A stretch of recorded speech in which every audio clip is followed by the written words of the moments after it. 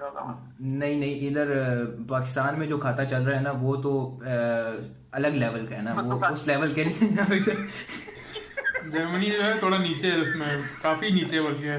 मतलब language barrier की वजह से ना इधर इंग्लिश किसी को आ नहीं रही थी इशारों में एक दूसरे को ऐसा नजर आया। बहुत ज़्यादा सामान उठा के ना लेके आए, मतलब मैं 3 टैची ले गया के आ गया था। बेसिक तो वो लैंग्वेज का बहुत बड़ा बैरियर है वो। मेरा भरा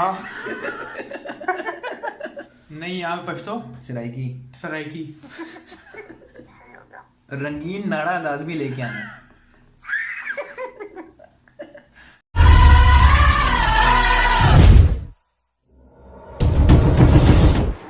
Salam alaikum, Namaste, Sangi beautiful people. I am Elias and you are watching Guitars of Unity vlogs. Hope so you will be doing great. Okay, so this vlog will be about how to study abroad after BS specifically. BS हम कर लेते हैं यहाँ से, उसके बाद काफ़ी लोग चाह रहे होते हैं जॉब के लिए अप्लाई करें, काफ़ी लोग चाह रहे होते हैं कि MS करें और MS भी बाहर से करें। तो वो किस तरह कर सकते हैं, किस साइट से उन्हें कांटेक्ट में रहना चाहिए, किस ग्रुप्स में उन्हें होना चाहिए ताकि उन्हें स्कॉलरशिप अपडेट्स मिलती रहें। तो इस चीज़ को बेसिकली आंसर करने के लिए I have invited my university fellows, जो कि एक मेरा सेशन मेट था और एक मेरे सीनियर, कि इन सब के ऊपर वो डिस्कस करें कि किस तरह से हम बाहर अप्लाई कर सकते हैं और किस तरह हमारा एडमिशन हो भी सकता है। तो बाय द वे वो खुद जर्मनी में एक यूनिवर्सिटी से MS कर रहे हैं, उन्होंने खुद भी सारे प्रोसेस से मतलब गुजरे हैं, वो खुद भी इन सारे प्रोसेस से, तो उन्हें अच्छा आइडिया होगा। बाकी आप लोगों ने भी जो क्वेश्चंस पूछे हैं उनको भी हम बारी बारी करके आंसर करेंगे, ठीक है। तो I will be on a live call with them after a short while, और साथ साथ मैं आप लोगों के क्वेश्चन पूछूंगा। तो let's go without a further delay. आपने अपनी रिकॉर्डिंग ऑन कर ली है? हाँ हमारा पास चल रहा है इसके ऊपर। Okay, so I have with me two beautiful persons. ऐसे ऐसे ऐसे ऐसे ऐसे नहीं करो यार प्लीज, सीधे सीधे बात कर। बुरा लगता है, दिल से बुरा लगता है। बुरा लगता है भाई, दिल से बुरा लगता है। ओके, सो जो आप अपने लेफ्ट पे देख रहे हैं वो है तलाल फारूक फ्रॉम 16 सेशन। पहले तो अस्सलाम वालेकुम। Okay thank you so much for Joining us. and to the left and to the right. और ऑडियंस का राइट वो है और मेरे ऑडियंस का लेफ्ट में हूँ। चले वो अपना ऑडियंस अपने हिसाब से। We have Ibrahim Manzoor, 17th session की जान, which is my senior from 15th session. तो अस्सलाम वालेकुम। both of you। वालेकुम सलाम। अच्छा, कैसे हैं? अल्लाह का शुक्र, बिल्कुल ठीक। कैसी जा रही है लाइफ? यार लाइफ जो है ना गरक है। यार क्या तबाह है। तबाह इसलिए क्या जर्मनी में रोजे गुजारे जा रहे हैं और रोजे वो सही गुजर नहीं रहे होंगे। नहीं नहीं, सब बेस्ट है। तुझे उस दिन दिखाई नहीं थी? हाँ, वो तो चिल के? पता है। ओके अच्छा, ओके, तो स्टार्टिंग विद इब्राहिम मंजूर उर्फ। नहीं बस बहुत है। अच्छा बस। ओके, तो सबसे पहला क्वेश्चन ये है कि अभी जो 7th और 8th सेमेस्टर में लोग हैं जो ये एम रखते हैं कि उन्होंने MS करना है बाहर से, तो उनके लिए भी आप क्या कहते हैं कि वो किस तरह अपने आप को प्रिपेयर करें, कहाँ से सर्च करें स्कॉलरशिप? यार जिसने बाहर अप्लाई करना है और अभी वो 8th सेमेस्टर में है, तो उसको सबसे पहले चाहिए कि वो चेक करे कि उसने किस डोमेन में अप्लाई करना है और किस कंट्री में जाना है और कौन कौन से कोर्सेज कौन कौन सी यूनिवर्सिटीज़ ऑफ़र कर रही हैं। सबसे पहली चीज़ तो ये, इस पे तकरीबन 1 महीना 1.5 महीना रिसर्च करे और वर्ड डॉक्यूमेंट कंपोज करे और बनाए उसको, और फिर उस पर थोड़ा सा होमवर्क वगैरह करे कि एप्लीकेशन प्रोसेस क्या है, रिक्वायरमेंट्स क्या है, कि वो आइल्स कितना मांग रहे हैं और रिज़ल्ट GPA कितना होना चाहिए, GRE वगैरह रिक्वायरमेंट तो नहीं है। और पहला काम तो यही है कि आप यूनिवर्सिटीज़ शॉर्ट लिस्ट करो और उसके बाद फिर आप देखो कि आपको कौन सी चीज़ ज़्यादा सूटेबल लग रही है, तो फिर आप उसके अकॉर्डिंग फर्दर प्रैक्टिस करो। अच्छा, इसी में एक क्रॉस क्वेश्चन है कि ऑयल्स या आइल्स पढ़ते हैं इसे, वो कितना इम्पोर्टेंट है? आइल्स इम्पोर्टेंट है काफ़ी। आइल्स ये है कि जब बल्क में एप्लीकेशंस आती हैं ऑल अराउंड द ग्लोब, वो रिसीव करते हैं तो बाय डिफ़ॉल्ट उन्हें कोई ना कोई फ़िल्टर लगाना पड़ता है एप्लीकेशंस पे कि कौन कौन सी अप्रूव करें और कौन कौन सी रिजेक्ट करें। तो अगर आपके पास आइल्स में अच्छा स्कोर होगा तो आपके डेफिनेटली जो है चांसेस बढ़ जाएंगे। अच्छा, अभी आपने सारा प्रोसेस बताया। अब ना बिल्कुल यूईटी के लोग नल्ले होते, मतलब उन्हें कुछ पता नहीं होता। हाँ, तो नल्ले ही। मतलब वो किस ग्रुप पे या किस साइट से मतलब कांटेक्ट में रहें कि उन्हें इन सारी इन्फॉर्मेशन का पता चलता रहे कि कौन स्कॉलरशिप किस किस साइट पे आते हैं और सारा प्रोसीजर, मतलब कोई ग्रुप, कोई व्हाट्सएप ग्रुप, कोई फेसबुक ग्रुप, ठीक है, ताकि उन्हें आसानी हो सर्च करने, उन्हें एक प्लेटफॉर्म मिल जाए। यार फेसबुक पे हैं 2 पेजेस, एक तो HEC का पोर्टल है अपना फेसबुक जो उनका ऑफिशियल पेज है, वहाँ पे बहुत ज़्यादा स्कॉलरशिप्स आती हैं, और दूसरा ये जो है एक वेबसाइट है नेशनल मेरिट स्कॉलरशिप, वहाँ पे पूरी दुनिया की स्कॉलरशिप्स आ रही होती, तो वहाँ पे जो है तकरीबन आपको हर हफ्ते जो है कोई ना कोई नई स्कॉलरशिप मिल जाएगी, और काफ़ी ज़्यादा चांसेस होते हैं वो अवेल करने के। अगर आपके पास डॉक्यूमेंटेशन पूरी है तो आप अप्लाई कर सकते हो आराम से, और स्कॉलरशिप स्कोर करना कोई ऐसा जितना बड़ा काम नहीं है, हो जाता है, इंशाल्लाह हो जाएगा। ओके, तो तलाल, बाय द वे जैसे मैंने आपको कहा है कि तलाल बेसिकली मेरे सेशन में इतने, तो उन्होंने अभी अप्लाई किया है और इनका मतलब इस साल अप्लाई किया उन्होंने, इस साल एडमिशन हुआ है, लेकिन जो इब्राहिम भाई है ये सीनियर हैं। तो तलाल, पहले तो मुझे आप ये बताएं कि आपकी यूनिवर्सिटी कौन सी है? फ्रेडरिक अलेक्जेंडर यूनिवर्सिटी फॉर के नाम से जी, न्यूरमबर्ग में। हाँ। ओके, तो आप मुझे ये बताएं कि आपका क्या स्टार्ट से माइंड में था कि आपने एमएस करना है, और अगर एमएस करना था तो आपने कौन सा वे मतलब लिया, कैसे, कहाँ आपने स्कॉलरशिप्स देखी, कैसे रिकमेंडेशन लेटर्स या जो भी सीन होता है सबको कंक्लूड करेंगे, किस तरह आपने अप्लाई किया? मैंने किया मतलब यार सबसे पहले तो एक तो मैं ये गाइड कर देता हूँ कि सारा मेरा एमएस का इरादा नहीं था, मेरा सिर्फ और सिर्फ था इंजीनियरिंग मैनेजमेंट या कोई कोर्स से बाहर से कर लूँ। तो मैंने अप्लाई बाहर बस करना था किसी ना किसी कंट्री में। तो मेरा पहले प्रोग्राम बन रहा था यूके का, मैंने अप्लाई किया था मिडिलसेक्स यूनिवर्सिटी और एक और ग्रीन मैरी यूनिवर्सिटी, 2 यूनिवर्सिटीज़ में अप्लाई किया था। ये मैं सर्च कर रहा था जबकि इब्राहिम जो था ना वो उसके लिए अप्लाई कर रहा था, जर्मनी के लिए अप्लाई कर रहा था ना, तो मेरा इरादा बन रहा था मैं साथ ही इसके चला जाऊँ कहीं ना कहीं किसी और कंट्री में। तो पहले मेरा इरादा था कि यूके में मैं, क्योंकि मेरे रिलेटिव्स वगैरह मामू वगैरह यूके में ज़्यादा थे, तो मैंने उधर ही उनके घर के पास की यूनिवर्सिटी सर्च की। मैंने कहा उधर ही रिहाइश हो जाएगी और सारा कुछ मेरा अरेंज भी हो जाएगा और यूनिवर्सिटी की फीस यूनिवर्सिटी में चला जाऊँगा।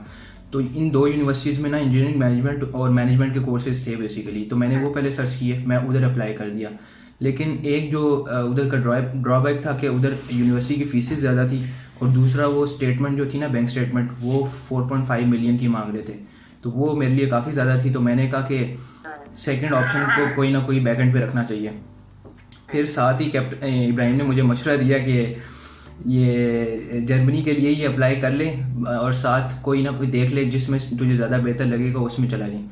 तो मैंने यही किया कि मैंने एक रशिया की स्कॉलरशिप में अप्लाई किया हुआ था, एक इटली की स्कॉलरशिप में अप्लाई किया हुआ था, ये यूके में किया हुआ था, जर्मनी में इब्राहिम ने सारी मेरी एप्लीकेशन फॉरवर्ड की थी। तीन यूनिवर्सिटीज़ में अप्लाई किया, तीनों में इब्राहिम ने की, और एक मैंने तुर्की की में किया हुआ था। तो मेरा जो, और नॉर्वे में भी किया था। नॉर्वे और जर्मनी का जो सीन है ना वो तकरीबन सेम होता है। नॉर्वे में और जर्मनी में एजुकेशन दोनों में बेसिकली फ्री है और गवर्नमेंट यूनिवर्सिटीज़ में, तो उसमें सिर्फ और सिर्फ आपको ब्लॉक अकाउंट शो करना पड़ता है। तो नॉर्वे में मैंने खुद अप्लाई किया था, इस वजह से किसी यूनिवर्सिटी में भी नहीं हुआ। इब्राहिम ने मेरा तीनों जर्मनी में 3 यूनिवर्सिटीज़ में किया था, तीनों में हो गया अल्हम्दुलिल्लाह से। मतलब अप्लाई करना बहुत मैटर करता है। अप्लाई तरीका जो है ना, अप्लाई का प्रोसीजर जो है वो अप्लाई करने का तरीका बहुत मैटर करता है। ओके, तो इब्राहिम भाई जैसे कि इन्होंने डायरेक्ट ही आप पे रिकमेंड कर दिया कि मेरे से कोई क्वेश्चन पूछे ना, मेरा भी आपने अप्लाई करवाया है। तो आप मुझे ये बताएं कि देखें जिस बंदे ने बाहर अप्लाई करना है वो क्या करे। फॉर एग्जांपल उन्होंने सर्च कर ली, और सर्च करने का भी ये तरीका है कि जी आप बेसिकली टारगेट करो यूनिवर्सिटी को, एक कंट्री ढूंढो, उसमें से यूनिवर्सिटी टारगेट करो, उस यूनिवर्सिटी की साइट पे जाओ और फिर वहाँ पे चेक करो तो कितनी स्कॉलरशिप दे रहे हैं और उसके थ्रू अप्लाई करो। और उसमें रिकमेंडेशन लेटर शायद लिखना होता है, मोटिवेशनल लेटर लिखना होता है। ठीक है, अच्छा ठीक है, आइल्स देना ही देना है, एफजीआरई लेट से दे दिया, इसके बाद आइल्स भी लोग दे देते हैं, वैसे ही दे देते हैं, ठीक है, और जीआरई भी मैक्सिमम लोगों ने दिया वही होता है। अब इसके बाद क्या था और इसके अलावा क्या चीज़ जरूरत पड़ी? इसके अलावा यार सबसे इम्पोर्टेंट चीज़ ये है कि डेडलाइंस जो है बहुत स्ट्रिक्ट होती हैं। तो जैसे ही आपका फाइनल सेमेस्टर होता है तो आप कोशिश करो कि आपके पास जितने भी आपके ओरिजिनल डॉक्यूमेंट्स हैं वापस आ जाएं। अच्छा। मतलब ट्रांसक्रिप्ट वगैरह, प्रोविजनल वगैरह, डिग्री वगैरह। जैसे ही आपका पास आउट होता है तो आप कोशिश करो कि आप अपने आप को जल्द से जल्द क्लियर करवाओ यूनिवर्सिटी की तरफ से और अपने डॉक्यूमेंट्स पूरे करो, क्योंकि सितंबर, अक्टूबर, नवंबर में डेडलाइंस होती हैं यूनिवर्सिटीज़ की। तो अगर वो निकल जाए तो फिर तकरीबन आपका जो है एक सेमेस्टर या 2 सेमेस्टर जो है आपको फिर वेट करने में गुजर जाता है। तो सबसे जो टिप है वो यही है कि अगर आपकी यूनिवर्सिटी की रिक्वायरमेंट्स में आइल्स है या जीआरई है तो वो आप उन दोनों को अपनी ग्रेजुएशन के दौरान ही दे दो, 8 सेमेस्टर में, यानी जुलाई या जून वगैरह में दे दो। उसको डिले नहीं करो, क्योंकि उसका रिजल्ट आने में तकरीबन महीना लग जाता है और महीना आपको अप्लाई करने में लग जाता है। तो वो जो प्रोसेस है तकरीबन 2-2.5 महीने ले लेते हैं आपके। और फिर जैसे ही आपके पास रिजल्ट आता है तो आप अपने डॉक्यूमेंट्स पूरे करो और फिर जो है एप्लीकेशंस फेंकना स्टार्ट करो। अच्छा, और रिकमेंडेशन लेटर और मोटिवेशन लेटर, इनका क्या प्रोसीजर है और ये कितने इंपॉर्टेंट है? तो रिकमेंडेशन लेटर्स हैं वो डिपेंड करता है यूनिवर्सिटी मांग रही है कि नहीं मांग रही। मैंने जहाँ पे अप्लाई किया था मैक्सिमम यूनिवर्सिटीज़ ने नहीं मांगा था या 1-2 ने मांगा था। और अगर आप स्कॉलरशिप के लिए अप्लाई करते हो तो फिर वो उनकी एक कंपलसरी होती है कंडीशन कि आपने रिकमेंडेशन लेटर लिखवाया होना चाहिए। तो उस केस में वो इम्पोर्टेंट होता है। और आइल्स के बगैर भी गुजारा चल जाता है कुछ यूनिवर्सिटीज़ में। तो बेहतर यही है कि आप अपने डॉक्यूमेंट्स पूरे कर रहे हो तो आप एक अदद इंग्लिश प्रोफिशिएंसी सर्टिफिकेट भी यूनिवर्सिटी से पकड़ लो, क्योंकि वो आगे काम आएगा आपके बहुत। अच्छा, और रिकमेंडेशन लेटर इजीली बन जाता है यूनिवर्सिटी के थ्रू किसी भी टीचर से? टीचर नहीं है, वो जो चाचा था अपना पीसी वाला केड़ा उससे ही बनवाया था ना तुम? रिकमेंडेशन तो नहीं उससे बनवाया था, फिर मोटिवेशन लेटर।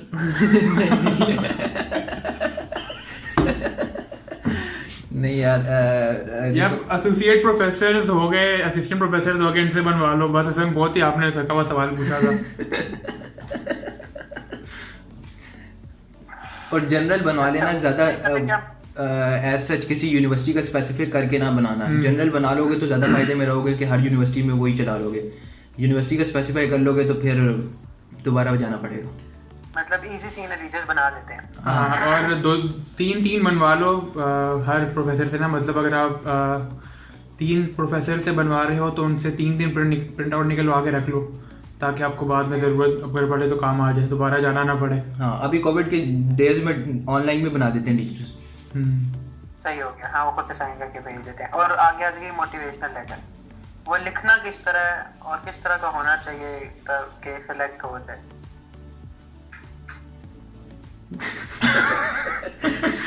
यार मोटिवेशन लेटर डिपेंड करता है कि स्कॉलरशिप आपकी किस टाइप की है ना।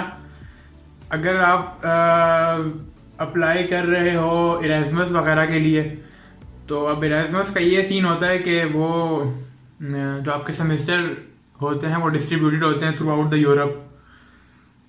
मतलब एक सेमेस्टर अगर आपका इटली में तो अगला फ्रांस में होगा, फिर जर्मनी होगा, और फिर जो इंटर्नशिप है वो कहीं और होगी। तो फिर इस तरह ही वो डिस्ट्रीब्यूटेड होता है। तो फिर आपने उस स्पेसिफिक चीज़ को टारगेट करना होता है कि how am I related to this particular thing. मतलब कि मुझे पढ़ना भी है और मुझे शौक भी है सैर सपाटे करने का, और मुझे एडवेंचर भी करना है, और मैं केपेबल भी हूँ कि मेरी ये प्रोफाइल है, मैंने ये कुछ किया हुआ है, मेरे पास डॉक्यूमेंट्स प्रॉपर हैं, और तो आपने अपने आप को प्रूव उसके अकॉर्डिंग प्रूव करने के why should I be chosen for this.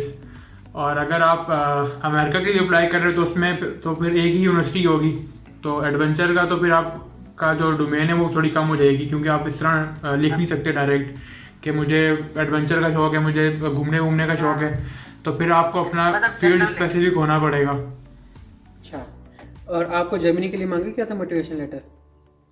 हाँ, मोटिवेशन लेटर्स कुछ यूनिवर्सिटीज़ मांगती हैं और कुछ यूनिवर्सिटीज़ नहीं मांगती हैं। हाल की कोई मुश्किल काम तो नहीं है मोटिवेशनल लेटर। अच्छा, मतलब अगर इंग्लिश अच्छी हो बंदे की तो वो इजीली लिख लेता है, ये सारी बातें कि why I want to be chosen in this scholarship. बातें लिखनी होती है बस।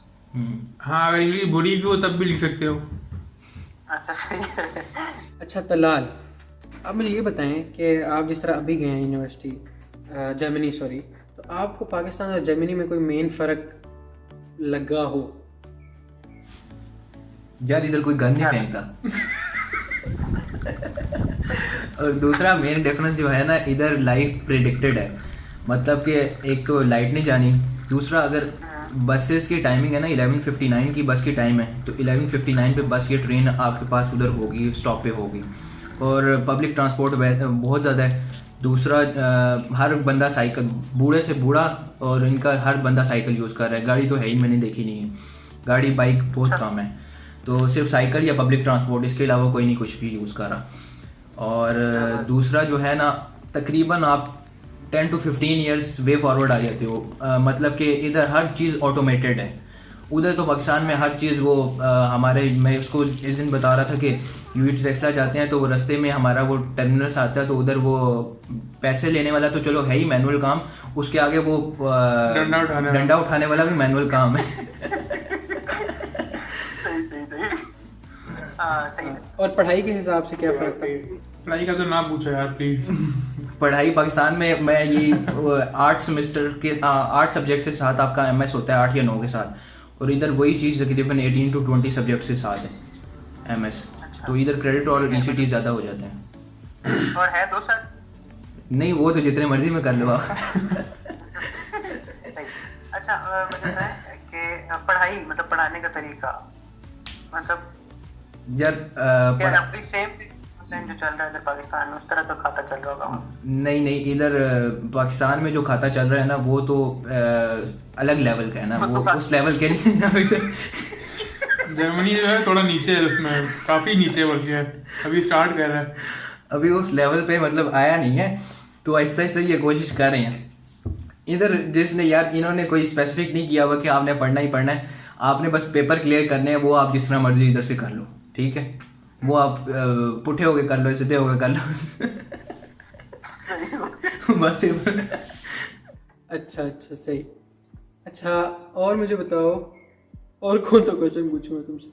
और क्वेश्चन बनता है जी, हाँ, हॉस्टल का अलॉटमेंट किस तरह होती है, सबर का जब क्वेश्चन में तुझे बता देता हूँ। और उसके अलावा हॉस्टल में होते कौन कौन है? बच्चे बच्चियाँ इकट्ठे हैं।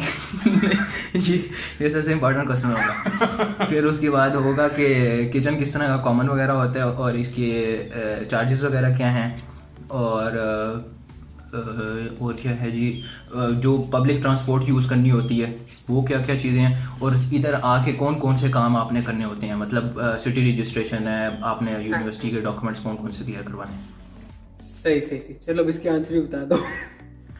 सबसे पहले तो हॉस्टल के लिए, हॉस्टल जो है ना, या हॉस्टल या डॉर्मेंट्री इधर कहते हैं, तो सबसे इम्पोर्टेंट वही है बेसिकली, क्योंकि इधर जो हर बंदा जो है ना, जर्मन स्टूडेंट्स तकरीबन 18 से ऊपर के जितने ऑनवर्ड्स हैं ना, वो घरों से बाहर निकाल देते हैं, उनको अलग अलग रहने के लिए देते हैं। तो यहाँ पे हमारे साथ डॉर्मेंट्री में जर्मन ज़्यादा हैं बनिस्बत इंटरनेशनल स्टूडेंट्स के, तो मतलब कि इधर के लोकल्स जो हैं ना, वो भी हॉस्टल्स बहुत लेते हैं, तो उसकी वजह से इधर के हॉस्टल की जो प्राइसेस है ना, वो वैसे इंक्रीज़ हो जाती है। मेन सिटीज़ हो गई जिस तरह न्यूरमबर्ग, फ्रैंकफर्ट वगैरह, या बर्लिन वगैरह में, उधर तो काफ़ी ज़्यादा 500 या 600 तक भी पहुंच जाती है। तो इधर तकरीबन 250 से लेके 400 या 350 तक तकरीबन दरमियान में ना आपके हॉस्टल के चार्जेस रहते हैं। 350 यूरो। वो नहीं बताओ, डिमोटिवेट हो जाएंगे। वो आप खुद कन्वर्ट कर देना। सही हो गया। एजुकेशन तो सॉर्ट ऑफ फ्री है, मतलब आपके अकॉर्डिंग के इतना खर्चा नहीं है। तो रिहाइश के लिए तकरीबन मंथली आपके पास कितना होना चाहिए अगर आप कमा नहीं रहे, कोई वहाँ पे जॉब नहीं कर रहे कोई? सबसे बेहतर जो जर्मनी के लिए वो यही है कि अगर आप आ रहे हो तो कम से कम 1000 ले आओ साथ। पाकिस्तानी के हिसाब से बता देना यार पाकिस्तानी बताऊंगा यार, रहने दो 2 लाख प्लीज यार। 2 लाख साथ लेके आओ। अच्छा 2 लाख साथ लेके आए, हाँ। पर मंथ 2 लाख नहीं लगेगा ना? नहीं यार पर मंथ नहीं लगेगा। पर मंथ तकरीबन 400 to 500 लगता है। वो आपके खर्चे पे है कि आप कितना अय्याशी करते हो। सही हो गया। अच्छा हॉस्टल अलॉटमेंट की बात हम कर रहे थे तो हॉस्टल में क्या सीन है, मतलब सेपरेट हैं सारे या मिक्स और क्या? हॉस्टल तो कंबाइन है। अच्छा तो और रूम भी कंबाइन नहीं हो सकते हैं लेकिन है नहीं, इतनी भी अंधी नहीं बची है। हाँ किधर है ना उधर डॉर्मेंट्री है, अच्छा। लेकिन मिलते नहीं, सिंगल रूम प्रेफर करते हैं क्योंकि आजकल कोविड वगैरह भी है तो वो अलाउ नहीं करते कि 2 बंदे साथ में। ये दुख होगा आप लोगों को। गर्क हो गए हैं जब से आए हैं। अच्छा सही हो गया। अच्छा इसके अलावा कोई बात एज अ फाइनल ऐड करना चाहें या कुछ रिकमेंड करना चाहें स्टूडेंट्स को? यार उधर से जो भी आ रहा है ना वो ना आए वो वो आते हुए ना पहले तो पेमेंट का जो 1000 यूरो है तकरीबन वो लेके आए। दूसरा ना थोड़े से इधर के एक तो जर्मन लैंग्वेज जो बेसिक है ना वो थोड़ी सी करके आए। इधर आके मतलब लोकल्स को जर्मन लैंग्वेज बिल्कुल भी नहीं आती, स्टूडेंट्स को थोड़ी बहुत आती है। तो जो पहले दिन मैं उधर से आया था ना, फ्रैंकफर्ट से उतरा हूँ तो न्यूरमबर्ग जब जाना था तो मुझे किसी ने गलत ट्रेन में बिठा दिया, मुझे अब पता ही नहीं था। तो वो मतलब लैंग्वेज बैरियर की वजह से ना इधर इंग्लिश किसी को आ नहीं रही थी और मेरी भी जितनी क्या है वो पता ही है आपको। तो फिर बस ना मैं उनको कुछ बता सक रहा था ना वो मुझे कुछ बता सक रहे थे इशारों में एक दूसरे को चलते गए। बेसिक लैंग्वेज सीख के आए और दूसरा बहुत ज़्यादा सामान उठा के ना लेके आए। मतलब मैं 3 टैक्सी ले गया के आ गया था तो वो फिर इधर अंडरग्राउंड टर्मिनल्स होते हैं मोस्टली, तो वो फिर उठा के नीचे सीढ़ियाँ उतरना, नीचे ऊपर चढ़ना और उधर से लेके फिरना काफ़ी ज़्यादा सामान वो बड़ा मुश्किल हो जाता है। तो ये 2-3 चीज़ें हैं। अच्छा एक क्वेश्चन है, आप कह रहे हैं जिस तरह वहाँ पे इंग्लिश नहीं आती उन्हें, तो क्या मास्टर तुम्हारा क्वेश्चन कि वहाँ पे सराइकी आती है? मेरा भरा बहुत चंगा नहीं ये सराइकी नहीं है। अच्छा एक क्वेश्चन था आई गेस कि ब्लॉग अकाउंट क्या होता है? ब्लॉग अकाउंट जो है ना वो ब्लॉग अकाउंट मेन है, उसको ना भूलना। ब्लॉग अकाउंट 20 लाख की स्टेटमेंट है। अच्छा एक मिनट ये दोबारा बताएंगे, देखिए आपने मिक्स कर दी बात। कम से कम 20 लाख रुपए आपने शो करवाने इनके अकाउंट में। वो आपको मैं ये स्टार्ट से प्रोसीजर बता देता हूँ एक दफ़ा दोबारा। प्रोसीजर बेसिकली ये मेन होता है कि आपने जब जर्मनी के लिए अप्लाई करें ना तो एडमिशन लेटर आपके पास आ जाता है फ़ौरन ही, ठीक है। एडमिशन लेटर आ गया है तो उसके बाद आप इनरोलमेंट के लिए अप्लाई कर दो पहले ही। तो इनरोलमेंट लेटर जब आपके पास आ जाए ना तो फिर फ़ौरन एम्बेसी के लिए अप्लाई कर दो, एम्बेसी की अपॉइंटमेंट के लिए। एम्बेसी इनरोलमेंट के केस में जो है ना 2 या 3 दिन लेती है और अगर एडमिशन का केस हो तो वो तकरीबन 2 से 3 वीक लेती है, ठीक है। अब प्रोसेस जो है थोड़ा सा फास्ट हो गया तो ये इन्होंने प्रोसेस किया हुआ है। तो और दूसरा जो है ना उन्हीं दिनों में वो आपसे कहते हैं कि आपने बाकी तो पैसे लेके जो आने हैं वो तो आपने बाय हैंड आने हैं, क्योंकि स्टार्ट में आपका बैंक अकाउंट इधर ओपन नहीं होगा और डायरेक्ट आते साथ जॉब नहीं मिल जाएगी, ठीक है। तो वो आपको कहते हैं कि आपने 1 साल की जो उधर का एक्सपेंस है ना जो आपका रिहाइश होगी वो उसके पहले से अकाउंट में पैसे शो करने हैं और वो उनके बैंक अकाउंट में शो करने हैं। मतलब जर्मनी में बैंक अकाउंट ओपन करना है, ब्लॉक अकाउंट, ठीक हो गया। वो तकरीबन 10,500 यूरोज बनते हैं, इधर के पाकिस्तान के तकरीबन 20 लाख बनते हैं। वो आपने सबमिट करवाने होते हैं उधर और इधर आके फिर आप वो बैंक अकाउंट अपना ओपन कर लेते हो ताकि यूज़ कर सको। और वो आपको मंथली आपको देते रहते हैं, अगर यूज़ करने हैं यूज़ करो, नहीं तो वापस बेशक कर भेजते रहो। सही। अच्छा अब यहीं से एक और क्वेश्चन कि वहाँ पे कोई जॉब्स हैं बंदा जो साथ साथ कर सकता है कमाने के लिए? अगर हम डिफरेंट फर्म्स होती है ना उनका प्रॉपर होता है कॉन्ट्रैक्ट यूनिवर्सिटीज़ के साथ, तो कोई ना कोई उनका रिसर्च प्रोजेक्ट चल रहा होता है तो उस पर जो है स्टूडेंट्स अप्लाई कर सकते हैं पार्ट टाइम जॉब के लिए। इधर 3 केसेस में बेसिकली आप जॉब कर सकते हो ना। एक तो आप फुल टाइम जॉब अगर करना चाहते हो वो आप कर सकते हो, लेकिन वो उसके लिए वो उन्होंने स्पेसिफाई किया हुआ है, वो अभी हम स्टूडेंट बेसिस पे नहीं कर सकते। दूसरा होता है कि स्टूडेंट बेसिस के ऊपर आपको 20 आवर्स अलाउड होते हैं पर वीक के, तो वो आप कर सकते हो। वो अब किसी भी कंपनी में आपको मिल जाती है तो वो आप कर सकते हो। तीसरा होता है कि आप स्टूडेंट भी हो तो आप कहते हो कि मैंने as a student internship type कर रहा हूँ, तो मुझे 10 आवर्स वो अलाउ कर देते हैं वो, या 10 आवर्स की आपको दे देते हैं पर वीक की। तो इधर वो उस हिसाब से तकरीबन अगर 10 आवर्स है तो महीने के 4 से मल्टीप्लाई करो 400 वो बन जाता है। अगर 20 आवर्स वाली कर रहे हो तो फिर 800 वो बन जाता है। सही सही सही सही, ठीक है। तो और अगर ये छोटी मोटी जॉब है कैशियर वगैरह टाइप की, और मतलब वो नहीं मिलती जब तक आपको लैंग्वेज नहीं आती। अच्छा, लैंग्वेज के अलावा लैंग्वेज आपको जर्मन बोली जाती है? नहीं, आप पश्तो सराइकी सराइकी। सही, गुड, चले सही हो गया। रंगीन नाड़ा लाजमी लेके आना।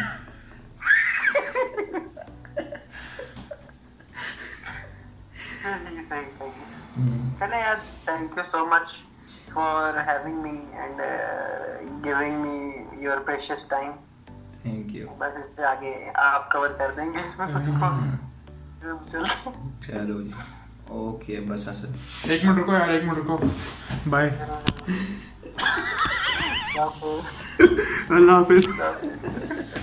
ओके, ये तो थे उनकी तरफ से आप लोगों की गाइड। अब कुछ सजेशन रिकमेंडेशन मेरी तरफ से भी, वो ये कि अगर आप लोगों का प्लान है एमएस करने को, या फॉर एग्जांपल जिनका प्लान है जॉब करने को और काफ़ी पैशनेट भी हैं जॉब के लिए, और इन केस खुदा न खास्ता उन्हें नहीं मिलता एडमिशन या नहीं मिलती जॉब, तो ज़िंदगी ख़त्म नहीं हो जाती। मतलब ये ट्रक की बत्ती के पीछे भागने वाला केस है कि सब जॉब्स करें तो हमने भी जॉब करनी है, सब एमएस के लिए बाहर जाना तो हमने भी बाहर जाना है।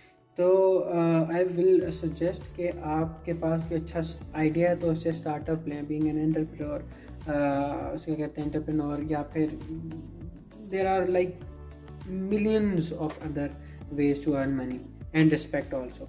तो वो मैं उस दिन सोच रहा था, तो इवन समोसे वाला जो है ना रमज़ान में, वो भी इन चीज़ों से ज़्यादा कमा लेता है।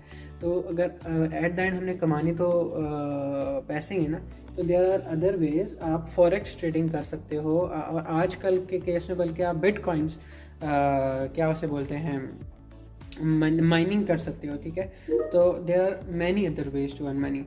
तो इन केस खुदा न खास्ता अगर आपका नहीं भी होता तो आपने हिम्मत नहीं हारनी, और बस अल्लाह पे यकीन रखना है। बाकी एक क्वेश्चन मेरे माइंड में आ रहा है, उसका आंसर मैंने दिया कि समवन आस्क्ड के पढ़ने के बहाने वहाँ जाके शादी कर लें तो नेशनलिटी मिल जाती है, तो हाँ वो मिल जाती है। पढ़ने के बहाने ना बनाएं, शादी के बहाने ही चला जाएं डायरेक्ट, यहीं से ही मतलब जाइए ना, तो हाँ उस तरह मिल सकती है, आप ऐसा सकते हैं। बाकी आज के लिए इतना ही, मिलते हैं आपसे किसी और व्लॉग में। डू सजेस्ट कि मुझे किस पे वीडियोज़ बनानी चाहिए। तब तक के लिए अल्लाह के हवाले।